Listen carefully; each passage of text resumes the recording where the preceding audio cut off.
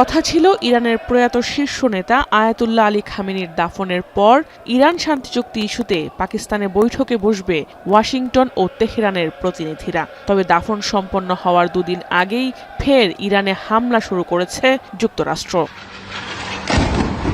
Hormuz প্রণালীর বাণিজ্যিক জাহাজে ইরান হামলা করেছে এমন অভিযোগ এনে দেশটির কয়েকটি শহরে একাধিক হামলা চালিয়েছে যুক্তরাষ্ট্র।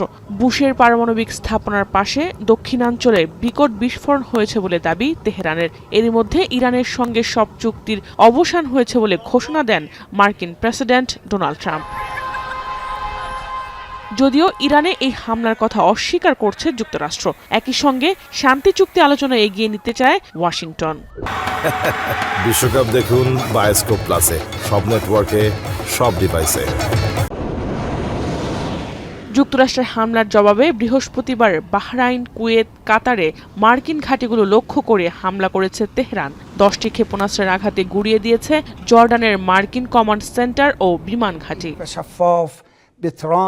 পরবর্তীতে ইরানে হামলা হলে এর জবাব আরও কঠিন হবে বলে হুঁশিয়ারি দেন দেশটির পার্লামেন্ট স্পিকার বাঘের গালিবাফ। বলেন, যুক্তরাষ্ট্রের হুমকিতে নয়, কেবলমাত্র ইরানের সিদ্ধান্তে খুলবে হরমুজ প্রণালী।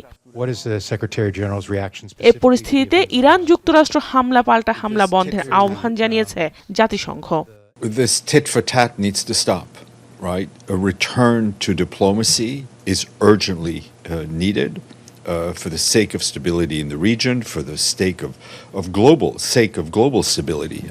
এদিকে লেবাননের দক্ষিণাঞ্চলে হামলা অব্যাহত রেখেছে ইসরায়েল। গেল মার্চ থেকে দেশটির আইডিএফ এর হামলায় নিহত হয়েছে অন্তত 4300 মানুষ। জাহানারা ভুঁইয়া, এখন বিশ্ব।